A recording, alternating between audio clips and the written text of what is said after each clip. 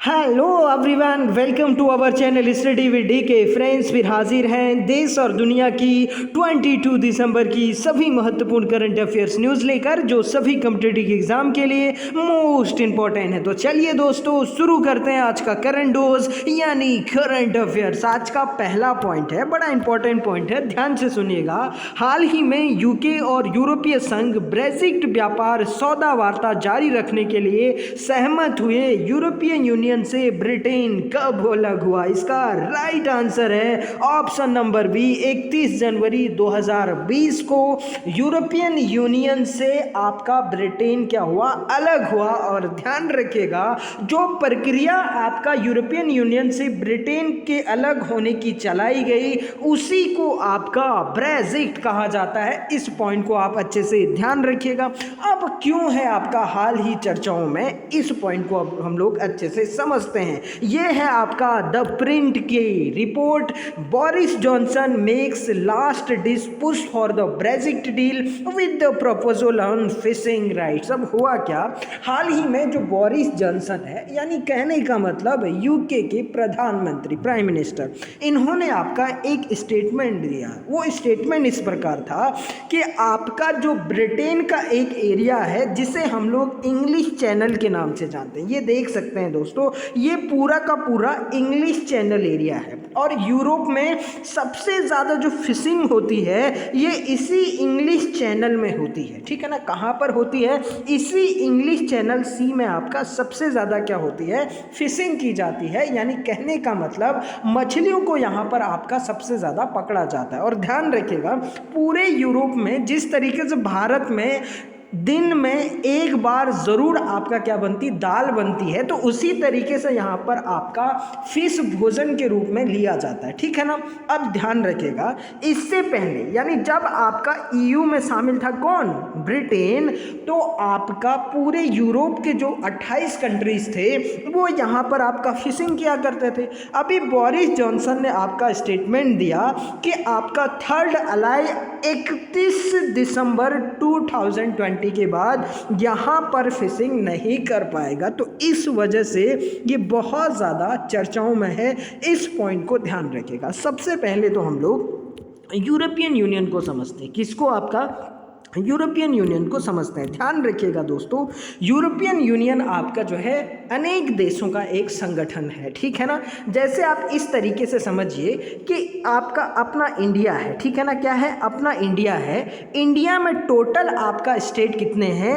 28 state हैं वर्तमान में। ठीक है ना? कितने आपका स्टेट है? 28 स्टेट है। ठीक है ना? यानी कहने का मतलब 28 राज्य प्लस आपका 8 यूनियन टेरिटरी यानी केंद्र शासित प्रदेश है। अब ध्यान रखिएगा, जब हम एक राज्य से दूसरे राज्य को या केंद्र शासित को व्यापार करते हैं, तो टोल टैक्स के अलावा हमें ऐसा कुछ देना नहीं होता। कोई आपका बहुत ज़्यादा सीरियस चेकिंग नहीं होती है। अगर कोई आपका पुलिस के पास सीक्रेट न्यूज़ नहीं गई हो कि इसमें ड्रग्स है या इसमें अवैध सामान लिया जा रहा है, तो हम लोग क्या कर सकते हैं? इधर उधर जा सकते हैं आराम से। अगर मुझे यूपी में ज़मीन खरीदनी है, मैं यूपी में ज़मीन खरीद सकता हूँ। मुझे यूपी में आपका जो बिजनेस करना, मैं बिजनेस कर सकता हूँ। इधर से उधर आपका व्यापार करना मैं कर सकता हूं। तो यही चीज आपका ईयू यानी यूरोपियन यूनियन के देशों में था। ठीक है ना? यानी वो एक देश से दूसरे देश को अच्छे से व्यापार कर सकते थे, एक देश से दूसरे देश में रहने के लिए जा सकते थे। तो इस तरीके से आपका यूके के अलग होने से यहाँ पर आपका 28 क्या थे? आपका मेंबर थे। यानी यूके के अलग होने से पहले यहाँ पर 28 देश शामिल थे। प्रेजेंट टाइम पर आपका ईयू में 27 कंट्रीज हैं। इस पॉइंट को आप अच्छे से ध्यान रखिएगा।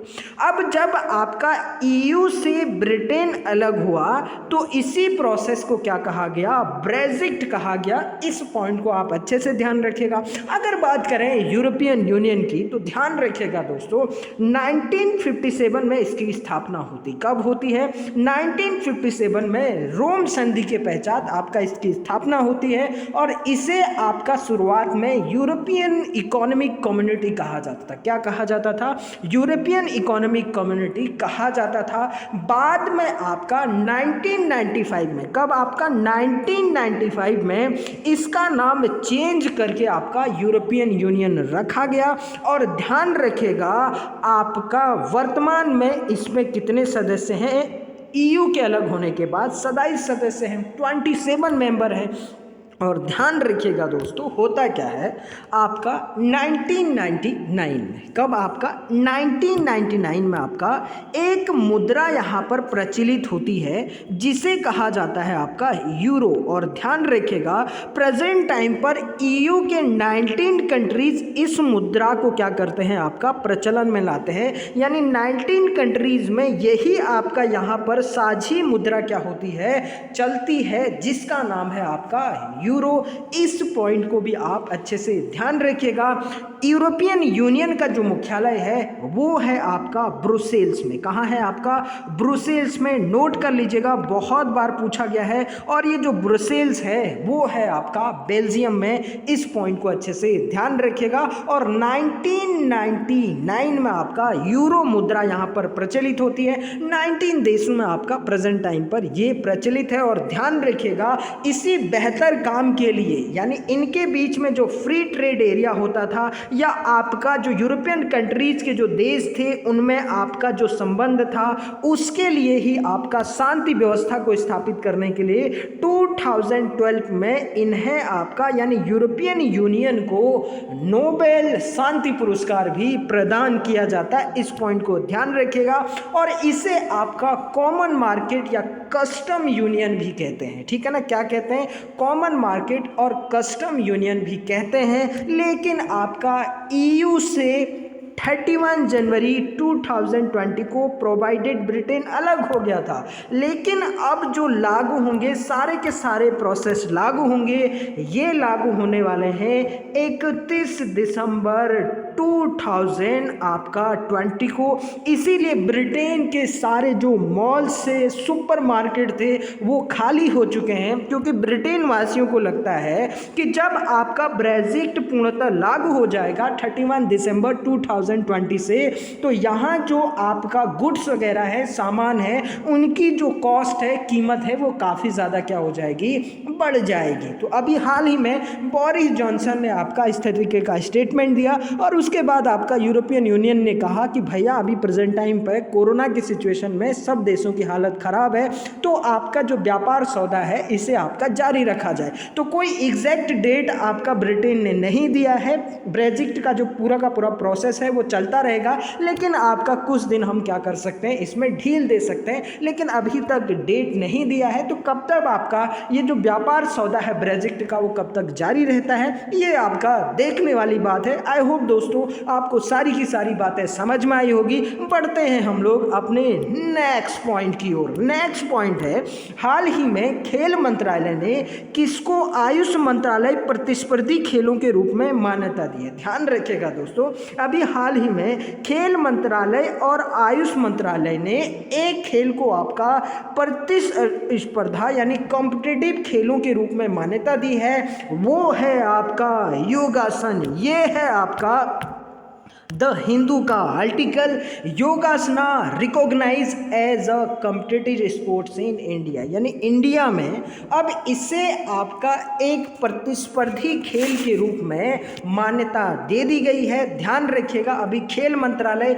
और आयुष मंत्रालय के द्वारा इसे आपका एक प्रतिस्पर्धी खेल के रूप में यानी योगासन को मान्यता दे दी गई है। इस पॉइंट को आप ध्यान रखिएगा। अगर बात करें आपका योगासन की, तो ध्यान रखिएगा दोस्तों, योग दिवस आपका सर्वप्रथम मनाया गया कब, आपका 21 जून 2015 को। कब मनाया गया, 21 जून 2015 को।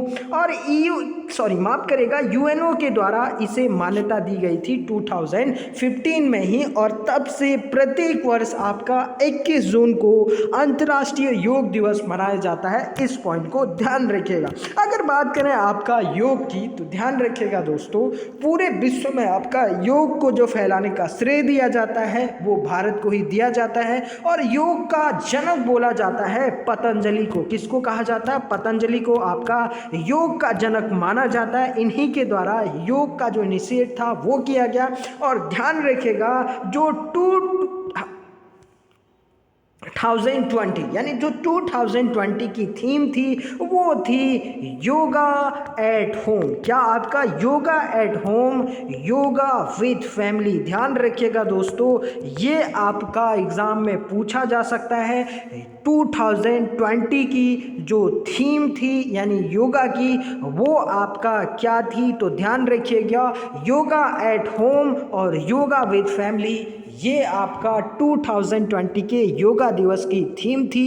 और 21 जून को आपका योगा दिवस मनाया जाता है, इस पॉइंट को ध्यान रखिएगा। और हाल ही में खेल मंत्रालय और आयुष मंत्रालय ने इसे आपका प्रतिस्पर्धी खेल के रूप में मान्यता दे दी है, यानी इसकी भी अब क्या होगी, प्रतियोगिता होगी। बढ़ते हैं अपने नेक्स्ट पॉइंट की ओर। नेक्स्ट पॉइंट है भारत और इंडोनेशिया के मध्य संबंधित गश्ती इंड इंडो कारपेट की शुरुआत कब हुई थी। इसका राइट आंसर है 2002 में इसकी शुरुआत हुई थी। अब ये आपका गश्ती इंड इंडो कारपेट क्या है एक्चुअली में दोस्तों, जो हमारे देश के आपका कोस्ट गार्ड होते हैं। क्या होते हैं आपका, कोस्ट गार्ड होते हैं। यहाँ पर भी आपका सिक्योरिटी प्रॉब्लम होता है, ठीक है ना। जैसे हम लोग दक्षिण भारत का अगर हम पूरा का पूरा देखेंगे या अंडमान वाला क्षेत्र देखेंगे तो ये हमारे आपका समुद्र से टच है। तो ऐसे में आपका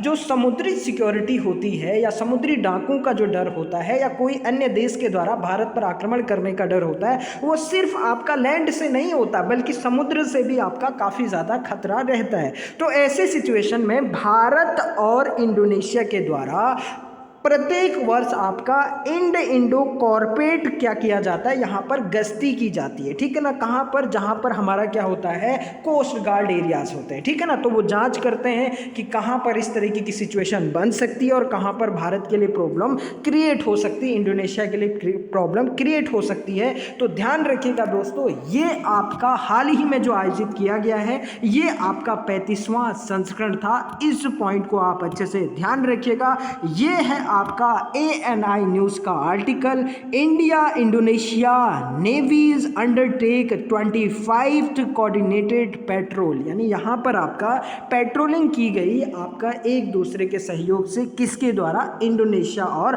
भारत के द्वारा। इस पॉइंट को आप अच्छे से याद रखेगा। और ये आपका 35वां संस्करण एडिशन था। अगर बात करें आपका भारत और इंडोनेशिया के बीच होने वाले युद्ध अभ्यासों की, तो ध्यान रखिएगा दोस्तों, गरुड़ शक्ति, कौन सा आपका, गरुड़ शक्ति भी भारत और इंडोनेशिया के बीच होता है। और जबकि आपका समुद्र शक्ति भी भारत और इंडोनेशिया के बीच एक सैन्य अभियान है। इस पॉइंट को आप अच्छे से ध्यान रखिएगा।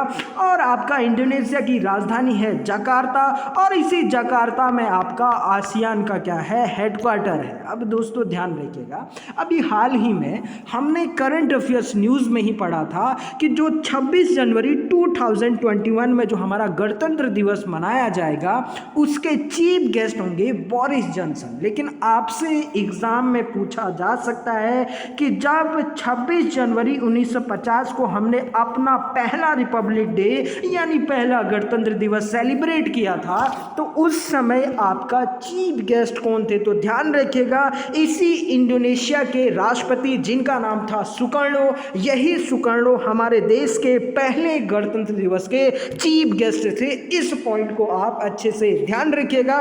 बढ़ते हैं अपने नेक्स्ट पॉइंट की ओर। नेक्स्ट पॉइंट है, हाल ही में किस बॉलीवुड अभिनेता ने खुद कमाओ घर चलाओ योजना लॉन्च की है। इसका राइट आंसर है सोनू सूद। इस पॉइंट को आप अच्छे से ध्यान रखिएगा।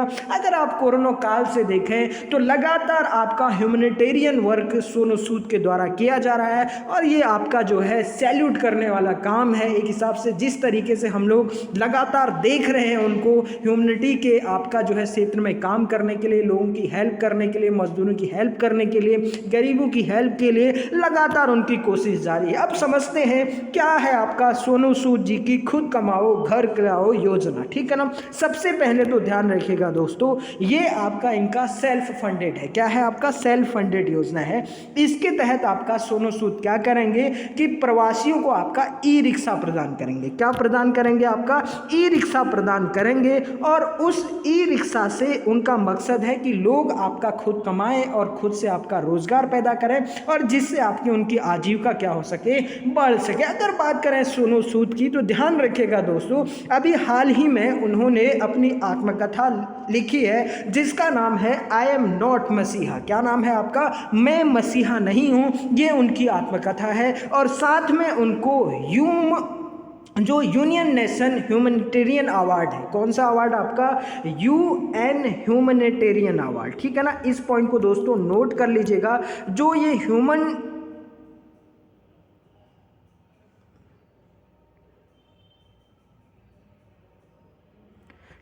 अवार्ड है, यानी आपका जो है यूनाइटेड नेशन ह्यूमैनिटेरियन अवार्ड है, इस अवार्ड से भी सोनू सूद को आपका क्या किया गया है? सम्मानित किया गया है। और ध्यान रखिएगा, पंजाब सरकार ने जो उनके चुनाव का आइकन है वो भी किसे आपका नियुक्त किया है? इसी सोनू सूद को नियुक्त किया है। ध्यान रखिएगा, ये तीनों पॉइंट हम फिर से रिवीजन करते हैं। आई एम नॉट मसीहा ये उनके ऑटोबायोग्राफी यानी आत्मकथा है, और आपका इनको इनके कार्यों के लिए UN ह्यूमैनिटेरियन अवार्ड से सम्मानित किया गया। और साथ में ही पंजाब सरकार ने इन्हें अपने चुनाव का आइकन नियुक्त किया है। सॉरी माफ करेगा, क्या किया है? नियुक्त किया गया है। इस पॉइंट को भी आप अच्छे से ध्यान रखिएगा।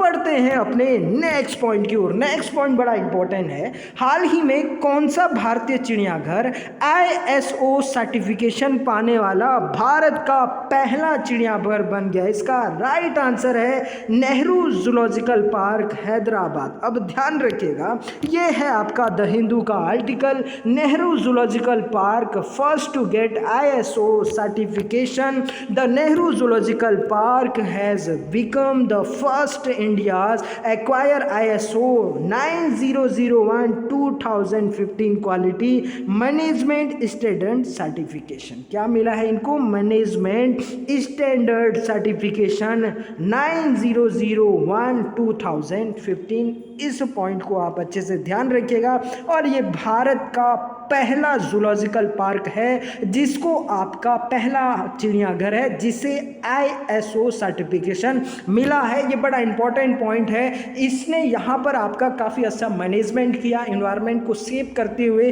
इन्होंने आपका काफ़ी ज़्यादा जो चिड़ियाघर है उसमें डेवलपमेंट किए। इस वजह से आपका इनको ये सर्टिफिकेशन प्रदान किया गया है। इस पॉइंट को आप अच्छे से ध्यान रखिएगा। बढ़ते हैं नेक्स्ट पॉइंट की ओर। नेक्स्ट पॉइंट भी बड़ा इंपॉर्टेंट है। हाल ही में संयुक्त राष्ट्र पर्यावरण कार्यक्रम यानी UNEP ने किस भारतीय उद्यमी को young champion of the earth award से सम्मानित किया? इसका राइट आंसर है विद्युत मोहन। ये है आपका आउटलुक का article. Indian entrepreneur win the UN young champion environment prize. अब ध्यान रखिएगा दोस्तों, ये आपका जो प्राइज दिया जाता है या ये पुरस्कार दिया जाता है वो 30 वर्ष से कम उम्र के आपका एंटरप्रेन्योर को दिया जाता है, यानी उद्यमी को दिया जाता है। इस पॉइंट को आप ध्यान रखिएगा। और अभी हाल ही में आपका टेकाचार कंपनी के जो संस्थापक हैं उन्हीं को आपका champions of the earth young champions of the earth award से सम्मानित किया गया है। ये है आपका विद्युत मोहन की तस्वीर। इनके टेकाचार कंपनी को ही आपका ये प्रदान किया गया। एक्चुअली में इनकी जो टेकाचार कंपनी है वो आपका पराली को जलाने से रोकने के लिए और अवशिष्ट का क्या करती है? प्रबंधन करती है। क्योंकि शायद आपको ध्यान होगा दोस्तों, जब आपका होता क्या है, खेती की जाती है और उसके बाद फसल को काटा जाता है, ठीक है ना। फसल को जब काटा जाता है तो उसमें आपका कुछ पराली बच जाती है। तो यूपी, हरियाणा और पंजाब के जो किसान होते हैं वो उस पराली को क्या कर देते हैं? जला देते हैं। तो ऐसे सिचुएशन में जलाने के बाद आपका जो दिल्ली का पॉल्यूशन होता है वो बहुत ज़्यादा क्या हो जाता है? हाई हो जाता है, क्योंकि उससे जो धुआं निकलता है वो सारे का सारा दिल्ली की ओर चले आता है। तो ऐसे सिचुएशन में आपका एक बहुत बड़ी प्रॉब्लम थी भारत में। लेकिन ये जो टेकाचार कंपनी है विद्युत मोहन जी की, इनके द्वारा आपका इस पराली को जलाने से रोकने के लिए और अवशिष्ट का क्या किया? मैनेजमेंट किया गया। इसी वजह से से आपका विद्युत मोहन को young champions of the earth award से क्या किया गया है, सम्मानित किया गया है। इस पॉइंट को आप अच्छे से ध्यान रखिएगा। बढ़ते हैं अपने नेक्स्ट पॉइंट की ओर। नेक्स्ट पॉइंट है, हाल ही में माउंट एटना ज्वालामुखी सक्रिय हुआ। यह ज्वालामुखी किस देश में स्थित है? इसका राइट आंसर है ऑप्शन नंबर सी, इटली। अब ये देखिए तस्वीर, ये है आपका माउंट एटना ज्वालामुखी, ठीक है ना। इस तरीके से देखिए, एकदम आपका जो है लावा आपको सामने से दिख रहा होगा। इस तरीके का आपका माउंट एटली ज्वालामुखी है। इस पॉइंट को आप ध्यान रखिएगा। ये इटली के सिसिली द्वीप में क्या है, स्थित है। अगर बात करें आपका इटली की, तो ध्यान रखिएगा दोस्तों, ये है आपका इटली का मैप और यहीं पर है आपका माउंट एटना नामक क्या, ज्वालामुखी। यहीं से उत्पन्न होता है और ध्यान रखिएगा ये है आपका सिसिली द्वीप। अगर बात करें आपका माउंट एटना की, तो ध्यान रखिएगा दोस्तों, इसी ज्वालामुखी को डेकेड वोल्केनो का अवार्ड मिला है इस बार। कहने का मतलब दशक का, डेकेड का सबसे सक्रिय ज्वालामुखी का जो अवार्ड मिला है वो इसी आपका इटली के वोल्केनो को मिला है, जिसका नाम है माउंट एटना, ठीक है ना। अगर बात करें आपका अन्य फैक्ट की, तो ध्यान रखिएगा यूनेस्को ने इसे वर्ल्ड हेरिटेज सिटी घोषित किया है। किसको? आपका इस ज्वालामुखी के एरिया को, सिसिली द्वीप को। इस पॉइंट को भी ध्यान रखिएगा। यहाँ पर तस्वीर में आप देख सकते हैं कि ये नीचे आपका पूरा का पूरा क्या है, सिटी है, ये शहर है, ठीक है ना। और इसके ऊपर जो आपको ये दिख रहा है, यहीं पर आपका इस तरीके से ये ज्वालामुखी क्या होता है, पैदा होता है। इस पॉइंट को आप ध्यान रखिएगा। ये पूरा का पूरा नीचे आपको शहर दिख रहा होगा और ये है आपका माउंट एटना द्वीप और यहीं से आपका ये ज्वालामुखी क्या होता है, सिसिली द्वीप से उत्पन्न होता है। इस पॉइंट को आप अच्छे से ध्यान रखिएगा। अगर बात करें आपका इटली की, तो ध्यान रखिएगा इटली की जो राजधानी है वो है आपका रोम और रोम आपका टाइबर नदी के तट पर स्थित है। कौन सी नदी के तट पर? टाइबर नदी के तट पर, बहुत बार पूछा गया है। और यहीं पर एक बहुत ही फेमस सिटी है जिसका नाम है आपका वेटिकन सिटी। कौन सी सिटी? आपका वेटिकन सिटी। और ध्यान रखिएगा इसी वेटिकन सिटी में आपका पोप फ्रांसिस रहते हैं, ठीक है ना। कौन रहते हैं? आपका पोप फ्रांसिस। कौन रहते हैं? पोप फ्रांसिस बैठते हैं इसी वेटिकन सिटी में। और विश्व का जो सबसे बड़ा अंगूर और जैतून उत्पादक देश है वो भी आपका इटली है। और इटली को यूरोप का भारत कहा जाता है क्योंकि इटली आपका एक कृषि प्रधान देश है भारत की तरह। और यहाँ पर एक बहुत ही फेमस नदी है जिसका नाम है पो नदी और इसी पो नदी को इटली की क्या कहा जाता है? गंगा कहा जाता है। इस पॉइंट को भी आप अच्छे से ध्यान रखिएगा। बढ़ते हैं अपने नेक्स्ट पॉइंट की ओर। बड़ा इंपॉर्टेंट क्वेश्चन है, भारत का पहला मैरीटाइम थिएटर कमांड किस वर्ष शुरू किया जाएगा? इसका राइट आंसर है ऑप्शन नंबर ए, 2021 में इसे शुरू किया जाएगा। अब ये थिएटर कमांड क्या है इसको हम लोग समझते हैं। ये है टाइम्स ऑफ इंडिया का article. The country first maritime theater command is set to take concert shape by the next year with is commander-in-chief having full operation control over the western and eastern naval fleets। अब ध्यान रखिएगा दोस्तों, theatre command का मतलब ये होता है कि जहां भारत की तीनों सेनाएं यानी आपका एयरफोर्स, नेवी और आपका आर्मी, ये तीनों सेनाएं कोऑर्डिनेशन से काम करती हो, यानी आपका जो है समन्वय से काम करती हो, मिलजुल कर काम करते हो किसी भी परिस्थिति में। अब किसी भी परिस्थिति का मतलब ये है, मान लीजिए कहीं पर आपका समुद्र है, ठीक है ना। ऐसे सिचुएशन में उस एरिया में आपका कहीं पर लैंड आ जाता है, तो अगर वहाँ पर हम इस तरीके से अपने सैनिकों को प्रशिक्षित नहीं करेंगे कि तीनों एरियाज में आपका वो काम कर लें,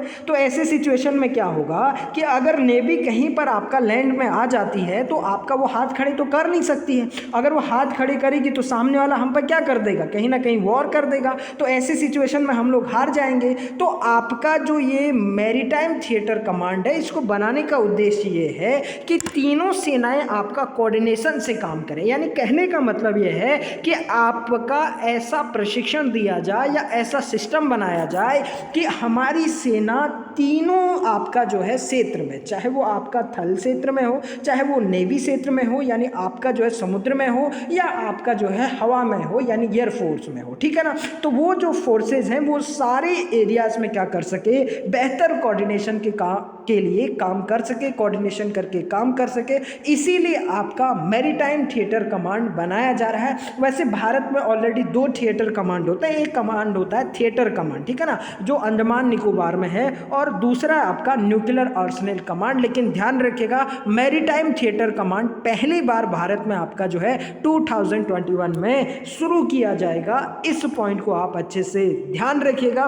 बढ़ते हैं अपने नेक्स्ट पॉइंट की ओर। नेक्स्ट पॉइंट बड़ा इंपॉर्टेंट है। हाल ही में किस राज्य में YSR मुफ्त फसल बीमा योजना शुरू की है? इसका राइट आंसर है option number B, Andhra Pradesh. अब ध्यान रखिएगा, इसके तहत आपका क्या किया जाएगा कि जितने भी आपका किसान है, अगर उनकी आपका फसल क्या हो जाती, किसी कारणवश बर्बाद हो जाती, अगर सूखा पड़ता है या बाढ़ आती है या किसी भी सिचुएशन में आपका वहाँ पर किसानों की फसल बर्बाद होती है, तो ऐसे सिचुएशन में आपका फसल बीमा योजना के तहत क्या किया जाएगा, उनको आपका बीमा कवरेज प्रदान किया जाएगा। ये है आपका बिजनेस लाइन का article. Andhra Pradesh rolls out free crop insurance scheme, और ये पहला आपका राज्य है भारत का जिसने अपने राज्य के किसानों को आपका क्या दे रखा है, मुफ्त बीमा योजना शुरू की है या मुफ्त बीमा योजना देने का फैसला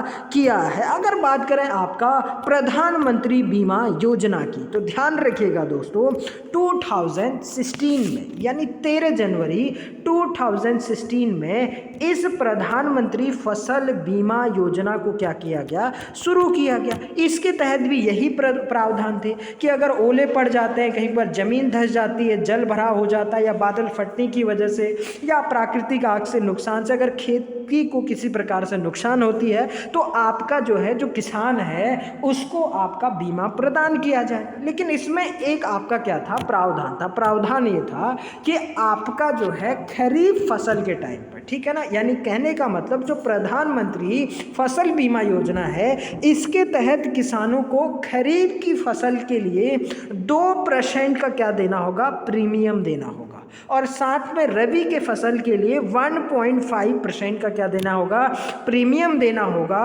और जबकि वार्षिक वाणिज्यिक एवं बागवानी फसलों के लिए आपका 5% का प्रीमियम भुगतान करना पड़ता था, तभी उनको आपका क्या मिलता था, प्रधानमंत्री फसल बीमा योजना के तहत आपका बीमा दिया जाता था अगर उनकी फसल किसी कारणवश से आपका खराब हो जाती है या बर्बाद हो जाती है। लेकिन ध्यान रखिएगा दोस्तों, ये जो YSR योजना है इसके तहत आपका किसानों को फ्री आपका क्या दिया जाएगा, क्रॉप इंश्योरेंस दिया जाएगा। इस पॉइंट को आप अच्छे से ध्यान रखिएगा। बढ़ते हैं हम लोग अपने नेक्स्ट और अंतिम पॉइंट की ओर। अंतिम पॉइंट भी बड़ा इंपॉर्टेंट है, ध्यान से सुनिएगा।